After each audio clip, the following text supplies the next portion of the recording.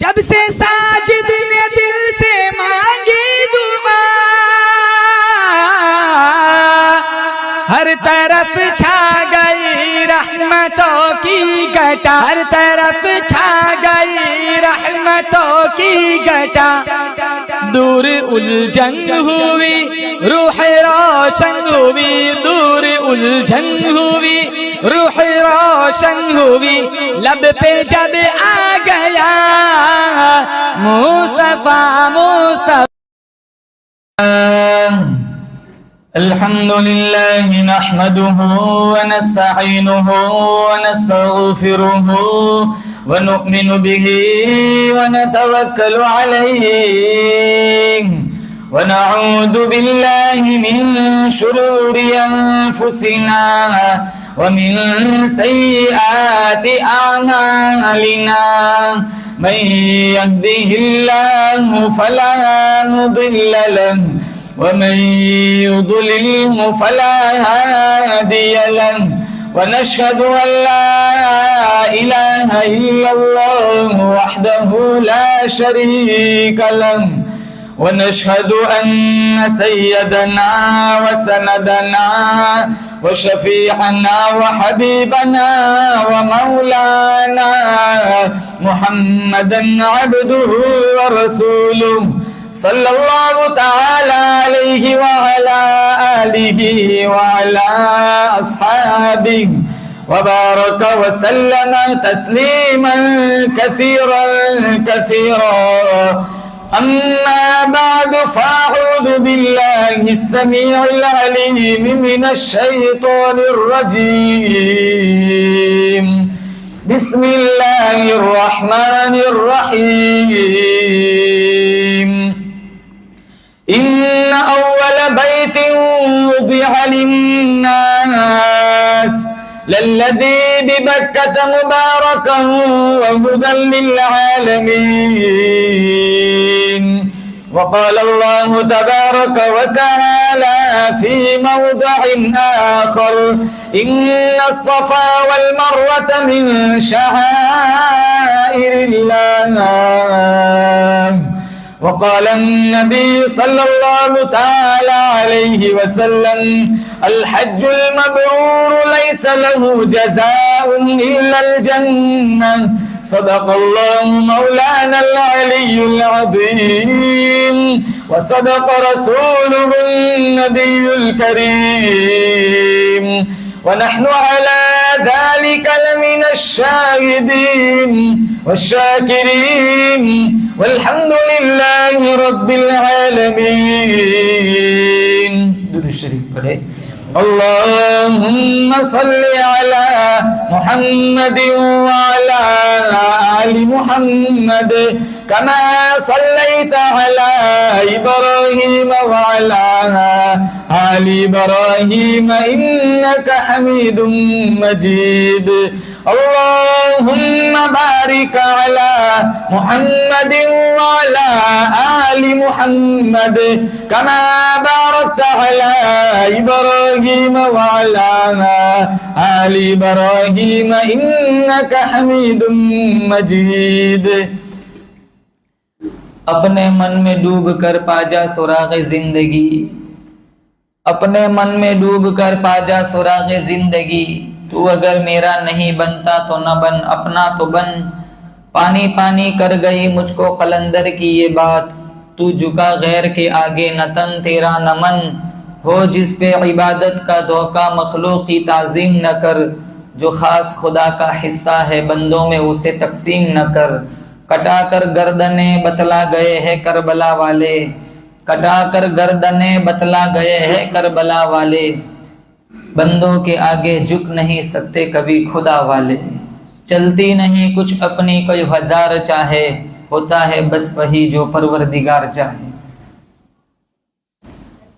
معزز حاضرین، بزرگان دین، جماعت مسلمین امت بہترین، جمعۃ المبارک کی ادائیگی کے لیے اللہ نے دہلیز پر بلایا. ہم سارے مل کر دعا کرتے ہیں رب کعبہ کی بارگاہ میں، اللہ میری آپ کی امت مسلمہ کی نمازوں کو قبول فرمائے. بڑا خوبصورت دین متین کی دولت سے اللہ نے مجھے اور آپ کو سرفراز فرمایا. جتنے مذاہب دنیا میں ہے، میرا تمہارا ایمان ہے، سب سے سچا پکا مذہب اسلام ہے. ان الدین عند اللہ الاسلام، اللہ کے نزدیک مقبول اگر کوئی مذہب ہے تو وہ مذہب اسلام ہے. وَمَن يَبْتَغِ غَيْرَ الْإِسْلَامِ دِينًا فَلَن يُقْبَلَ مِنْهُ. قرآن میں اللہ فرماتا ہے مذہب اسلام کو چھوڑ کر جو جس دین کا دامن پکڑے گا اللہ کی نظر میں وہ مردود ہے. کروڑا رب کا احسان ہے، اللہ نے کلمہ اور ایمان کی دولت سے سرفراز فرمایا اور اتنی شان والا نبی دیا. میرا تمہارا عقیدہ ہے اللہ نے ساری کائنات کا سردار مجھے اور آپ کو حضور کی شکل میں عطا فرمایا. فرشتوں کا سردار، جنوں کا سردار، زمین اور آسمان کی تمام مخلوقات کا سردار، تمام کے تمام پیغمبروں، نبیوں، رسولوں کا سردار. جو قرآن اللہ نے اپنے حبیب کے سینے پہ اتارا وہ قرآن ساری آسمانی کتابوں کی سردار. اور اس امت کو اللہ نے اپنے حبیب سے جڑنے کی برکت سے سارے نبیوں کی امتوں کا سردار بنا دیا. ہمارا نبی بے شک ساری کائنات کا سردار، قرآن ساری آسمانی کتابوں کی سردار، یہ امت سارے نبیوں کی امتوں کی سردار، بشرطے کہ سچا پکا امتی بن کر زندگی گزارے.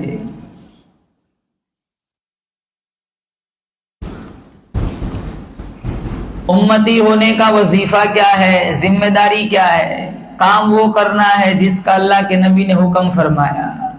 ہر اس کام سے اپنے دامن کو بچانا ہے جو اللہ اور اس کے رسول کی ناراضگی کا سبب بنتا ہو. جتنے لوگ یہاں بیٹھے ہیں سب جانتے ہیں کون سی چیز حلال ہے، کون سی چیز حرام ہے. سب جانتے ہیں کہ 5 نمازیں فرض ہے. سب جانتے ہیں مالداروں پہ زکوٰۃ ہے، حج بیت اللہ ہے. پھر بھی ہم عبادات میں، معاملات میں ٹال مٹول کرتے، ہیرا پھیری کرتے ہیں کیونکہ دل میں سچی پکی نبی کی عقیدت اور محبت نہیں ہے. سچا عاشق رسول کبھی بیاج نہیں کھاتا، سچا عاشق رسول کبھی زنا نہیں کرتا، سچا عاشق رسول کبھی تکلیف پر، مصیبت پر رب سے شکوہ شکایت نہیں کرتا. سچا عاشق رسول صبر کا دامن تھامتا ہے کیونکہ اللہ فرماتا ہے ان اللہ مع الصابرین، صبر کرنے والوں کے ساتھ. بولو زور سے، اللہ ہے. میں آپ کو ایک حدیث سناؤں، آپ یہاں سے انشاءاللہ یاد کر کے اٹھیں گے.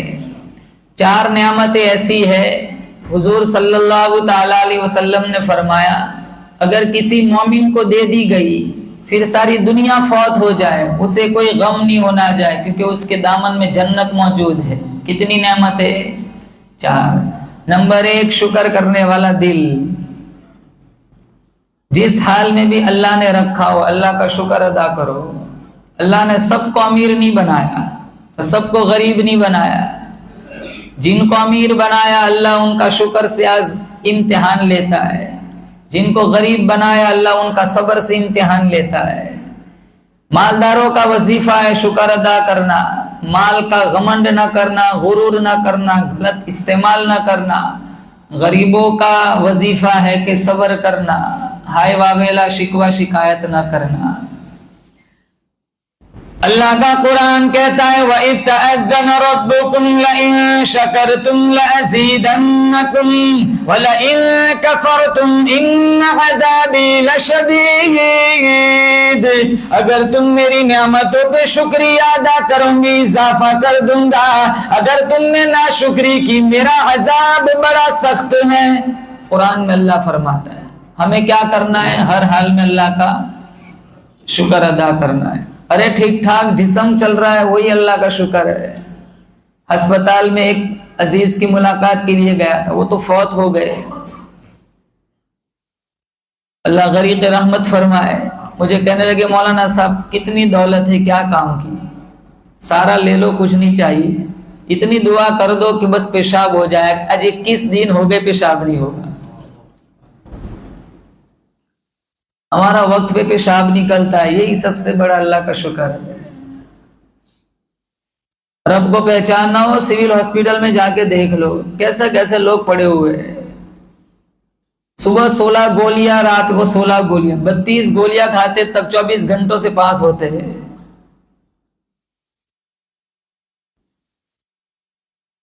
یہ کتابوں میں لکھا، یہ پیٹ ہے نا، قبر کی مٹی کے علاوہ کوئی چیز نہیں بھر سکتی۔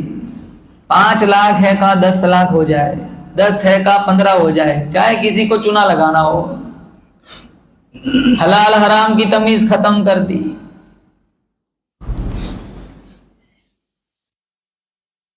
لعن اللہ من سرق منار الارض، اللہ کے نبی نے فرمایا اللہ لعنت فرماتا ہے اس بندے پر جو کسی کے زمین کا نشان چرا لیتا ہے۔ کسی کے زمین کی بارڈر ہے، وہاں اس نے اپنے پتھر رکھا ہوا ہے یا بارڈر رکھی ہوئی، تھوڑا سا حصہ آگے کر دیا، وہ حصہ اپنے اندر دبا لیا۔ اللہ کے نبی نے فرمایا کسی کے زمین کا نشان چرانے والوں پہ اللہ کی لعنت ہے۔ آپ کتنے بھی پلاٹ خرید لو، کتنی بھی زمینیں خرید لو، لیکن سب کی آخری منزل سونے کی ایک ہی ہے، قبرستان۔ کتنی بھی زمینیں تمہارے دامن میں کیوں نہ ہو، کوئی اپنی زمین میں نہیں سوتا، سوتا وہاں ہے جہاں فکس ہے، قبرستان۔ تو پھر ناجائز طریقوں سے ہم مال کیوں جمع کریں؟ ایک پیسہ میں اور آپ ساتھ نہیں لے جاتے۔ جس حال میں اللہ نے رکھا ہے بس رب کا شکر ہے۔ مشکات میں اللہ کے نبی نے فرمایا میری امت کا غریب میری امت کے مالدار کے مقابلے میں 500 سال پہلے جنت میں جائے، 500 سال۔ اور بار بار حضور کہاں کرتے تھے اللہم احیینی مسکینہ امیتنی مسکینہ واحشرنی فی زمرۃ المساکین۔ الہ العالمین غریبی میں جینا چاہتا ہوں، غریبی میں مرنا چاہتا ہوں، مجھے کل قیامت کے دن غریبوں میں اٹھانا۔ ہاں مال مل گیا تو اس سے اچھے کام بھی کر سکتے، لیکن ہمارا مال تو شادیوں میں اڑتا ہے، 15 لاکھ کے تو اسٹیج بنتے، 5 لاکھ کا تو خواتین کا میک اپ میں چلا جاتا ہے، اور اتنا میک اپ شوہر بھی نہیں پہچانتا ہے میری گھر والی ہے۔ پیسے بہت ہیں، استعمال کہاں کرے؟ کتابوں میں لکھا ہے اگر مالدار ڈھنگ کی زکوٰۃ دے دے تو امت کی غریب بچیوں کی پیشانی پر کبھی طوائف کا دھبا نہیں لگے گا۔ کوئی خاتون اپنا جسم نہیں بیچتی، غربت انہیں وہاں تک لے جاتی ہے۔ اور قوم کے رئیس اگر ڈھنگ کی زکوٰۃ دے دے، غربا کا خیال کرے، تو قوم کی غریب بچیوں کی پیشانی پر کبھی طوائف کا دھبا نہیں لگے گا۔ اب درد یہ ہے کہ جو زکوٰۃ کے مستحق نہیں وہ زکوٰۃ کھا رہے، جنہیں دینی ہے، جن کا وظیفہ ہے دینا، وہ خود لے رہے۔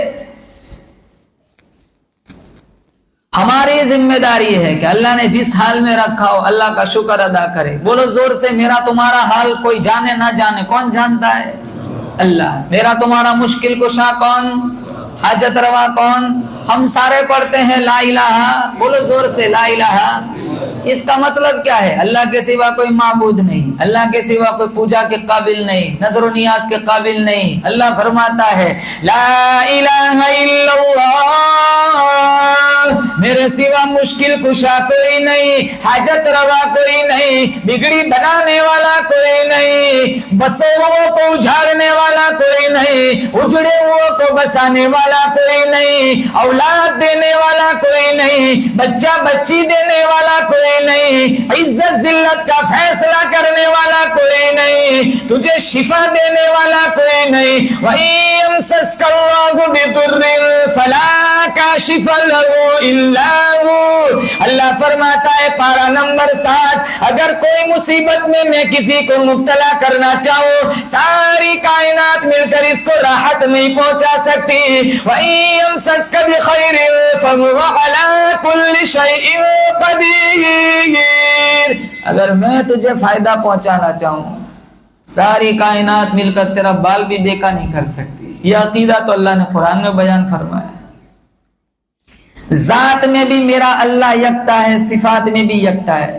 یہ جو مہینہ چل رہا ہے، اس مہینے میں مناسبت سے ابراہیم علیہ السلام کی کتنی آزمائش لی گئی۔ میں آپ کو بتاؤں ابراہیم علیہ السلام کے والد کا نام تھا، باپ کا نام تھا آزر. بت پرست نہیں تھا، بت گھر تھا جن کے گھر میں مورتیاں بنتی تھی. کٹورا بھر کے وہ ٹوکری بھر کے ابراہیم کو دے دی آزر نے، کہا جاؤ بازار میں جاؤ خدا بیچ کے آؤ. یہ تو پیغمبر تھے جن کے سر پہ اللہ کا ہاتھ ہوتا ہے. اللہ ایسے موقعوں پر ان کی دستگیری فرماتا ہے. نبی 1,24,000 انبیاء آئے، کسی بھی نبی نے کسی بھی موڑ پر کبھی شرک نہیں کیا. سارے پیغمبروں نے اسی پہ محنت کی. سب سے توڑ ایک سے جوڑ، کسی سے کچھ نہیں ہوتا، ہوتا صرف کس سے ہے؟ اللہ سے. ابراہیم علیہ السلام کو باپ نے دے دیا ٹوکرا، جاؤ خدا بیچ کے آؤ. بازار میں آئے، آواز لگائے لے لو خدا، لیکن ایک بات یاد رکھنا ہے سارے جھوٹے. کون خریدتا؟ بیچنے والا جھوٹا کہہ رہا ہے. رات کو آیا پورا ٹوکرا لے کر، ایک خدا بھی نہیں بکا. ابراہیم علیہ السلام سے آزر پوچھنے لگا کہ سارے خدا لے آئے، عبادتیں کم ہو گئی، بکری ڈاؤن ہو گئی، کوئی خدا کا خریدار ہی نہیں رہا. ابراہیم علیہ السلام نے کہا آزر بیچنے والا ہی نہیں چاہتا، کون خریدے گا؟ اچھا سارا معاملہ تو نے بگاڑا ہے. قرآن میں ہے. آزر کہنے لگا قال اراغب انت عن الہتی یا ابراہیم لئن لم تنتهِ لارجمنک واہجرنی ملیا. آزر کہنے لگا ابراہیم تو میرے خداؤں سے دشمنی کرتا ہے، تو میرے خداؤں سے نفرت کرتا ہے، تو میرے خداؤں سے اعراض کرتا ہے، میری نظروں سے دور چلا جا ورنہ پتھر مار مار کے میں تجھے ہلاک کر دوں گا. ابراہیم علیہ السلام کہنے لگے آزر ابا تیرا دامن چھوڑ سکتا ہوں لیکن اللہ کی توحید نہیں چھوڑ سکتا. اب جہاں سے گزرنا ہے وہ راستہ تو ڈاکوؤں کا تھا. مصر والی پوری پٹری، وہاں کا جو بادشاہ تھا وہ ظالم تھا، خوبصورت لڑکیوں کو پکڑ کے بدماشی کرتا تھا. سارا کو لے کر جب چلے، سارا تو بڑی حسین تھی، تو پکڑ کے یہاں دربار میں لے آئے. تو آج وہ بادشاہ تھا، اس نے سارا کو دیکھا تو جو ہی دیکھا اس کے منہ میں لالے پڑنے لگے. ہاتھ بڑھایا تو آزر سارا کہنے لگی رک مجھے 2 رکعت نماز پڑھ لینے. مصلی بچھایا، سجدہ کیا اور سجدے میں کہا سارا نے الہ العالمین میری آبرو تیرے خلیل کی آبرو، تیرے خلیل کی آبرو تیری آبرو، میری عزت کی حفاظت فرما. جو ہاتھ بڑھایا ہاتھوں میں لکوا پڑ گیا. تو کہا یہ تو انسان کی شکل میں کوئی ولیہ معلوم ہوتی ہے، مجھے معاف کر دے، دعا کر دے میرا ہاتھ ٹھیک ہو جائے. کہا چلو میں دعا کرتی ہوں. پیغمبر کا سارا گھرانہ اخلاق حمیدہ کا حامل ہوتا ہے، ہمارے دامن میں کہاں ایسے اخلاق ہے؟ تو بھائی بھائی کے گریبان چاک کرتے. ہمارے نبی کے اخلاق کیسے تھے؟ آج میرے تمہارے اخلاق دیکھو. جانوروں سے اتنا ڈر نہیں لگتا جتنا انسانوں سے ڈر لگتا ہے. پتہ نہیں کب ہمیں لوٹ کے چلا جائے. علامہ اقبال نے کیا لکھا ہے؟ اتنا خوبصورت شعر انہوں نے پڑھا تھا کہ مجھے شکایت موت سے نہیں ہے، شکایت اپنوں سے ہے. شکایت موت سے نہیں ہے، شکایت اپنوں سے. ذرا سی آنکھ کیا لگی قبر کھودنے لگ گئے. بند کر دیا سانپوں کو جوگی نے یہ کہہ کر اب تو بھائی بھائی کو ڈسنے کے لیے کافی ہے. گھر کی آگ بجھی تو کچھ سامان بچا تھا جلنے سے، سو وہ بھی ان کے ہاتھ لگا جو آگ بجھانے آئے تھے. ایکسیڈنٹوں میں پڑے ہوئے ہسپتال میں بعد میں لے جاتے ہیں، پہلے اپنی چینل چلاتے ہیں، پہلے ان کی ویڈیو بناتے ہیں، پھر ڈاکٹر کہتا ہے 10 منٹ جلدی لائے ہوتے تو بچ جاتی جان. ارے ان کی ویڈیو ختم کب ہوتی؟ اور اتنا سفاک بے درد سماج ہے. سگی ماں کے ساتھ ظلم کرتے، سگے باپ کے ساتھ ظلم کرتے. 5 منٹ نہیں ہے ماں باپ کے ساتھ بیٹھنے کے لیے.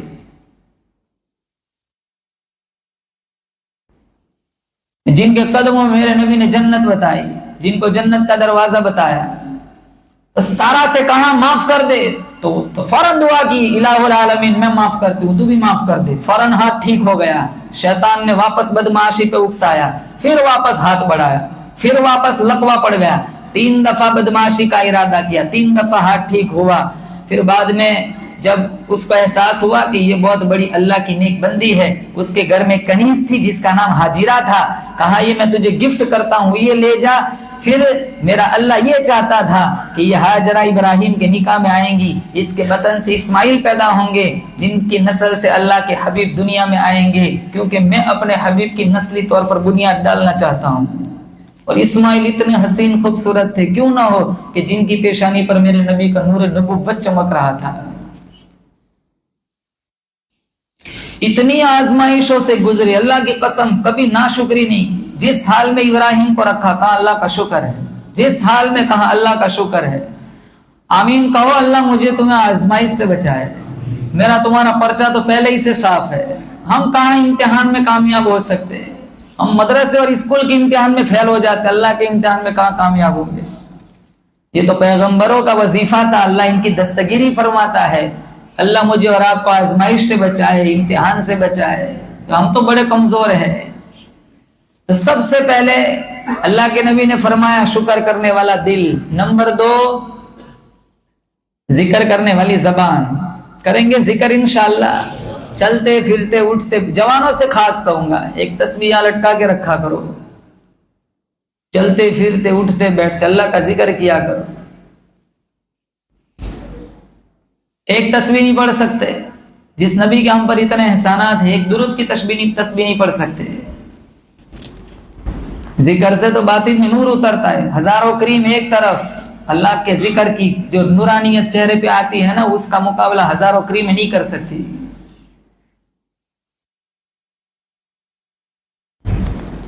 علامہ شبلی کی مجلس لگی ہوئی تھی، ایک فلسفی آ کے بیٹھ گیا، وہ رائٹ ٹائم ہے گھڑی سامنے والی ہے نا، مجھے یہ دکھتی نہیں ہے برابر، یہ پاکیزہ مسجد ہے، میں تو پہلے آیا تھا تو بہت چھوٹی مسجد تھی، ماشاءاللہ اب تو بڑی حسین خوبصورت مسجد بنا دی، اور اللہ تعالی ہمیں موت تک آباد کرنے والا بنا ہے۔ تو علامہ شبلی کی مجلس لگی ہوئی تھی، ایک فلسفی آ کے بیٹھ گیا۔ علامہ شبلی نے کہا اللہ کا ذکر کرو، باطن میں نور اترتا ہے، چہرہ اجلا ہو جاتا ہے۔ وہ فلسفی کھڑا ہو گیا، کہا نام میں کیا رکھا ہے؟ کہا کیوں؟ کہا ذات میں طاقت ہے، نام سے کچھ نہیں ہوتا۔ کہا بھائی کیسے؟ کہا آگ بولنے سے ہونٹ نہیں جلتے، آگ لکھنے سے کاغذ نہیں جلتا، آگ میں طاقت ہے جلانے کی لیکن بولنے سے کچھ نہیں ہوتا۔ برف بولنے سے ہونٹ ٹھنڈے نہیں ہوتے، برف لکھنے سے کاغذ گیلا نہیں ہوتا۔ برف میں طاقت ہے برودت کی لیکن ذکر سے کچھ نہیں ہوتا۔ اللہ میں طاقت ہے نظام کو بنانے کی، نظام کو ہلانے کی، نظام کو چلانے کی، لیکن اللہ کے نام سے کچھ نہیں ہوتا۔ تو بہت سمجھایا، فلسفی جلدی مانتے نہیں۔ کہا تجھے کیا سمجھاؤں، تو ایک نمبر کا گدھا ہے۔ تو اس کا چہرے کا رنگ بالکل لال پیلا ہو گیا۔ کہا آپ نے اتنے بڑے مجمع میں مجھے گدھا کیا دیا؟ کہا نام میں کیا رکھا ہے؟ کہا گدھے کے نام سے تیرے چہرے کی رنگت بدل سکتی ہے تو اللہ کے نام سے دلوں کی رنگت کیوں نہیں بدل سکتی؟ پڑھو ساتھ، حسبی ربی جل اللہ ما فی قلبی غیر اللہ نور محمد صلی اللہ لا الہ الا اللہ اول آخر ہے اللہ ظاہر و باطن ہے اللہ حافظ و ناصر ہے اللہ لا الہ الا اللہ دونوں جہاں میں ہے اللہ کون مقام میں ہے اللہ جسم میں جان میں ہے اللہ لا الہ الا اللہ محمد الرسول اللہ۔ آپ یہ حدیث یاد کر کے جائے، ایک شکر کرنے والا دل، نمبر 2 ذکر کرنے والی زبان، ذکر کریں گے نا انشاءاللہ۔ نمبر 3 مصیبت پر صبر کرنے والا بدن۔ جتنے یہاں بیٹھے ہیں نا، مجھے بھی ملا لو، سب کوئی نہ کوئی مصیبت میں بیٹھا ہوا ہے۔ یہ دنیا امتحان کی جگہ، مصیبت کی جگہ ہے، یہاں مصیبت آئیں گی۔ مصیبتوں سے چھٹکارا کب ملے گا؟ انشاءاللہ کو ہم سارے جنت میں جائیں گے۔ جنت میں کوئی مصیبت نہیں، کوئی پریشانی نہیں۔ جب کسی چیز کا ارادہ کرو وہ چیز سامنے موجود ہوں گی۔ اڑنے کا بھی ارادہ ہوگا، اللہ پر لگا دے گا۔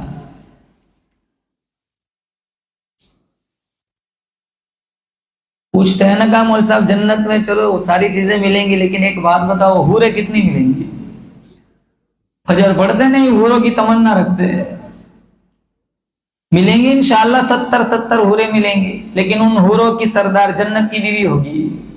ایک بوڑھے میاں کو کسی مولوی نے کہہ دیا تو بوڑھے میاں وہیں کھڑے ہو گئے, مجھے جانا ہی نہیں جنت میں. کہا بھائی کیوں کہ میری والی تو اتنی بگڑی وہ 70 کو بھی بگاڑ دے گی. کوئی بیماری نہیں, گھٹنوں میں بھی درد نہیں, کمر میں بھی درد نہیں, بلڈ پریشر بھی نہیں, شوگر بھی نہیں, ڈائبٹیز بھی نہیں, نزلہ نہیں, زکام نہیں, پیشاب نہیں, پاخانہ نہیں, کچھ بھی بیماری نہیں, بدن بالکل. یہ جتنے نا یہاں کوئی 45, کوئی 50, کوئی 55, کوئی 60 کا ہے, یہ جتنے کرسیوں پہ ہمارے بزرگ بیٹھے ہوئے, اللہ ان کا سایہ ہم پر سلامت رکھے. بڑھاپا بھی نہیں آئے گا, سب کی عمر ایک ہی ہوں گی, 33 سال مشکات میں ہے. بدن کے کسی عضو میں درد بھی نہیں ہوگا. دنیا میں تکلیفیں آتی ہے, جنت میں تکلیف نہیں ہوگی, رتی برابر تکلیف نہیں جنت میں. ہم دنیا میں رب چاہے زندگی گزارے, انشاءاللہ اللہ جنت میں من چاہے زندگی گزارنے کا موقع دے گا. یہاں من چاہے زندگی نہ گزارے, اگر جنت میں رب چاہے من چاہے زندگی گزارنی ہو تو دنیا میں رب چاہے زندگی ہم گزارے. پریشانی آئے ہائی واویلا نہ کرے, شکوہ شکایت نہ کرے. پریشانی کا ایک قصہ اور سناؤں اس مہینے کی مناسبت سے. اسماعیل علیہ السلام دنیا میں آئے, ابراہیم جب پیار کرنے لگے تو اللہ کو یہ بات بڑی عجیب لگی کہ دل میں میری جگہ بنانی تھی, اسماعیل کہاں سے آ گئے. کہا جاؤ بیوی بچوں کو چھوڑ کے آؤ. پریشانی آئی, بیوی بچوں کو چھوڑنا. لکودک صحرا کے اندر دور دور تک پانی کا نام و نشان نہیں, کچھ چھوارے تھے, کچھ کھجورے تھی, کچھ پانی تھا, دے دیا ہاجرہ سے. اور جب واپس پلٹے تو ہاجرہ نے پلہ پکڑ لیا. کہا ابراہیم اس لکودک صحرا میں ہمیں تنے تنہا چھوڑ کر کہاں جا رہے ہو؟ تو جواب بھی نہیں دیا.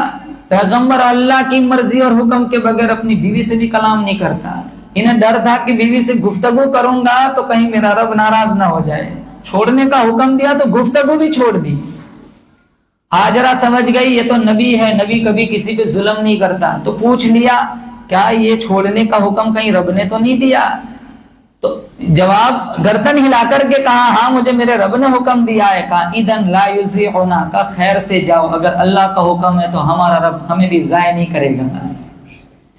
تھوڑے آگے گئے, چھوڑ دیا بیوی بچوں کو, سجدے شکر بجا لائے. یا اللہ بیوی بچوں کو چھوڑنا کوئی کھیل تو تھا نہیں, تیری مدد اگر شامل حال نہ ہوتی تو میں یہ وظیفہ نہ نبھا سکتا. پھر ہاجرہ علیہ السلام اسماعیل کو لے کر لکودک صحرا کے اندر 2 پتھر کو بچھائے اور پہلے پتھر کی چھاؤں میں حضرت اسماعیل کو لٹایا. پانی بھی ختم ہو گیا, کھجوریں بھی ختم ہو گئی. اسماعیل علیہ السلام کی نبوت والی زبان باہر نکل آئی شدت پیاس کی وجہ سے. ہاجرہ علیہ السلام پانی کی تلاش میں ادھر ادھر چکر لگا رہی, صفا سے مروہ, مروہ سے صفا, صفا سے مروہ. اللہ کا قرآن کہتا ہے ان الصفا والمروہ من شعائر اللہ. اللہ فرماتا ہے او ہاجرہ تو اپنے لخت جگر کو پانی پلانے کے لیے صفا مروہ کی پہاڑیوں پہ چکر لگاتی ہے. مجھے تیری ادا اتنی پسند آئی, تیرے بعد ولی بھی کیوں نہ گو, پیغمبر بھی کیوں نہ گو, قطب بھی کیوں نہ گو, رسول بھی کیوں نہ گو, ابدال بھی کیوں نہ گو, بڑا جلیل القدر ولی بھی کیوں نہ ہو, صحابی بھی کیوں نہ گو, جب تک تیری چال چل کے نہ دکھائے گا میں کسی کا حج عمرہ منظور نہیں کروں گا. آج ہم سارے جاتے ہیں, اللہ یہ سعادت مجھے اور آپ کو نصیب فرمائے. جب تک یہ چال نہیں چلتے وہاں تک میرا تمہارا حج قبول نہیں. اللہ نے ایڑی رگڑنے سے زمزم برآمد کیا. قادر المطلق ذات کون ہے؟ اللہ. اسماعیل علیہ السلام نے ایڑی رگڑی, اللہ نے زمزم برآمد کیا. رہتی دنیا تک یہ زمزم کا پانی لوگ پیئیں گے. میرے نبی نے فرمایا یہ وہ پانی ہے جو غذا کا بھی کام کرتا ہے, پیاس بھی بجھاتا ہے. 40 دن آپ بھوک کے رہو, ایک دانہ نہ کھاؤ, صرف زمزم پیتے رہو. علماء نے لکھا ہے آپ کی صحت پہ ذرہ برابر اثر نہیں پڑے گا. اللہ نے اس کے اندر اتنی طاقت رکھی ہے, اور اس کی کرامت اور اس کی شفاؤں کے واقعات کتابوں میں موجود ہے. ساری کائنات میں جتنے کنویں ہیں, میرا تمہارا ایمان ہے, سارے کنووں کا سردار بولو زمزم کا کنواں ہے. اس سے ہٹ کر ایک بات بتاؤں, خوبصورت بات, آپ کو پسند آئیں گی, آپ کی روح کو ٹھنڈ پڑیں گی. ایڑی کس نے رگڑی تھی؟ بولو اسماعیل علیہ السلام نے. اللہ نے زمزم کا چشمہ برآمد کیا. ایک وقت آیا یہ مٹی سے بھر گیا تھا. خواجہ عبد المطلب نے تاریخی نقوش اور حوالوں سے اسے ٹریس کیا, اس کی کھدائی کی, اللہ نے زمزم برآمد کیا. کچھ زمانے کے بعد ہمارے نبی یہاں تشریف لائے اپنے اصحاب کے ساتھ, کہا پانی نکالو. ایک پیالہ نکال کے حضور کو دیا گیا, حضور نے تھوڑا پانی پیا, صحابہ کو دے دیا. کہا یا رسول اللہ کیا کرنا ہے؟ کہا واپس کنویں میں ڈال دو. پھر حضور نے فرمایا جس کنویں میں مجھ محمد کا جھوٹا چلا جائے قیامت آ سکتی, اس کنویں کا پانی کبھی ختم نہیں ہو سکتا. اس مجمع میں بتاؤ کوئی ایک بندہ ہو جس نے آج تک زمزم نہ پیا ہو, آج تک جس نے ایک گھونٹ بھی زمزم پیا ہو, وہ ہاتھ اٹھائے بتائے. ماشاءاللہ دیکھو سب نے زمزم پیا ہے. مبارک ہو زمزم پینے والوں. میں نے اور آپ نے زمزم نہیں پیا ہے بلکہ محمد مصطفیٰ کا جھوٹا پیا ہے. جس کی باڈی میں میرے نبی محمد کا جھوٹا چلا جائے انشاءاللہ وہ باڈی کبھی جہنم میں نہیں جائے گی. یہ تکلیف تھی بیوی بچوں کو چھوڑنا. اور ایک تکلیف, بچے کے گلے پہ چھری چلاؤ. اب کون باپ اپنے بیٹے کے گلے پہ چھری چلائے گا؟ ماں سے نظریں چرا کے نکل گئے ابراہیم اسماعیل کو لے کر.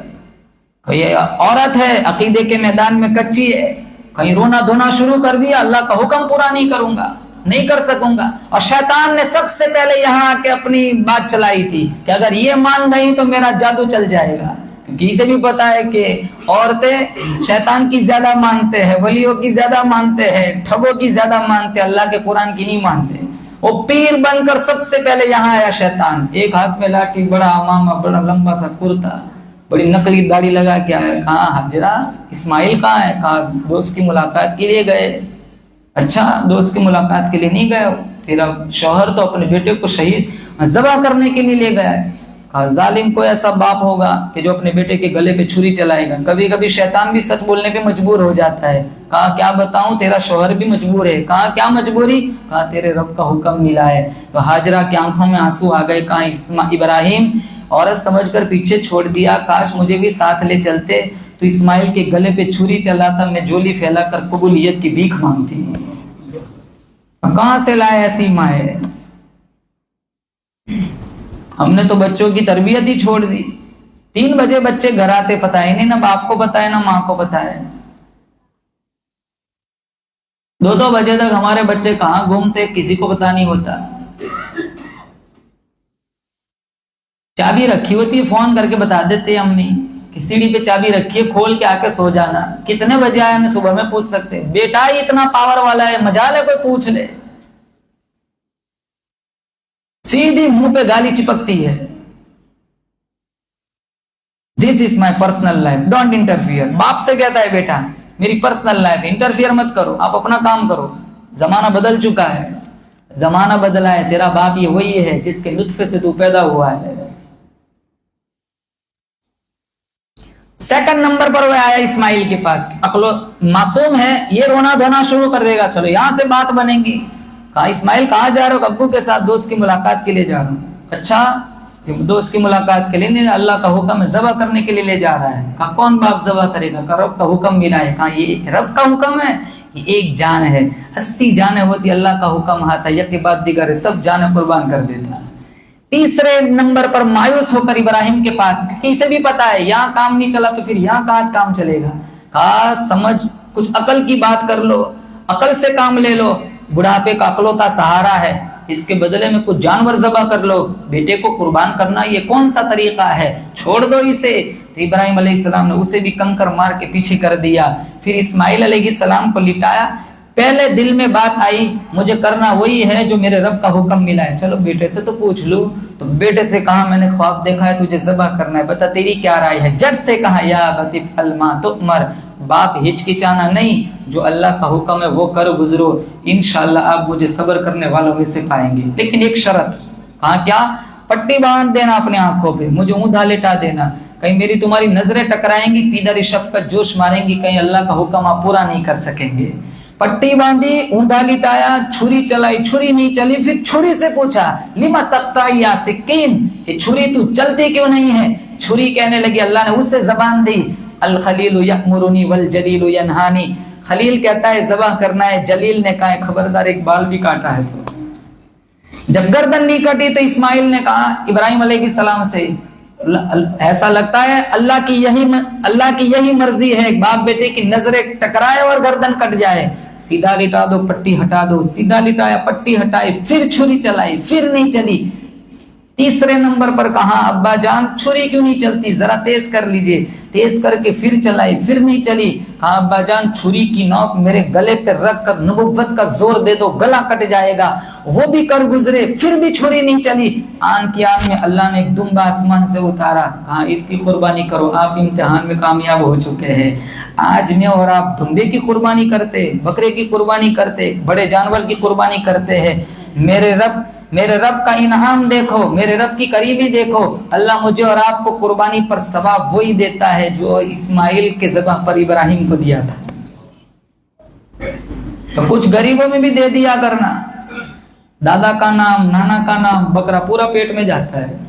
नामों से कुछ नहीं होता, सवाब वहां तक पहुंचाना है तो कुछ गरीबों के पेट में भी बोटियां जानी चाहिए। 8 बकरे यहाँ कटते, बगल वाला दाल चावल खाता है, ये कौन सी इंसानियत है? जिनके घर में कुर्बानी है वहां ना दो, जिनके घर में कुर्बानी नहीं वहां गोश्त। कितनी मर्तबा तो रास्ते में एक्सीडेंट हो जाता है। हाजी साहब कहाँ जा रहे हो? कि मैं तो आपके ही घर आ रहा था। कितने बकरे कटे? कहा 4। आपके कहा 5। मैं तो आपके ही घर आ रहा था।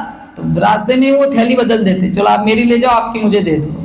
कोई जरूरत नहीं दोनों में से एक को भी। उससे बेहतर था थोड़ा थोड़ा 100-100 ग्राम गोश्त वहां पहुंचाते हैं कि जहाँ कुर्बानी नहीं होती। जो ये कुर्बानी वालों का तो अल्लाह इम्तिहान लेता है कि ये लोग देते हैं या नहीं देते। शुक्र करो 3 हिस्से बनाना मुस्तहब है, फर्ज होता है सबको। कितनों का ईमान का बेड़ा गर्क हो जाता है। एक हिस्सा रिश्तेदारों का, एक गरीबों का और एक अपने लिए स्टॉक कर सकते हो। वैसे तो पूरा का पूरा बकरा रख सकते हैं, लेकिन हमारा इस्लाम, हमारी इंसानियत बताती है कि हम वैसे गोश्त न खाए कि गरीब भूखे मरे। और हम इस दीन बताता है गोश्त अगर पड़ोस में बच्चे भूखे सो जाए नमाज कबूल नहीं होती। मेरे नबी ने फरमाया कि गोश्त में ज्यादा पानी डाल के गोश्त की 1 कटोरी गरीब हमसाया के घर भेज दो। या तो अगर ये हौसला नहीं है तो ऐसे वक्त में रोटी पकाओ जब गरीब बच्चे सो गए हो। अगर इन्होंने अपने माँ बाप से जिद की और माँ बाप इनकी जिद का मुतालबा पूरा न कर सके, बताओ दुखों का मुदावा किसके पास है? ये आजमाइश से गुजरना पड़ा, 20 बच्चों को छोड़ा, छुरी चलाई, लेकिन सब इम्तिहान से अल्लाह ताला ने गुजारा, पास किया।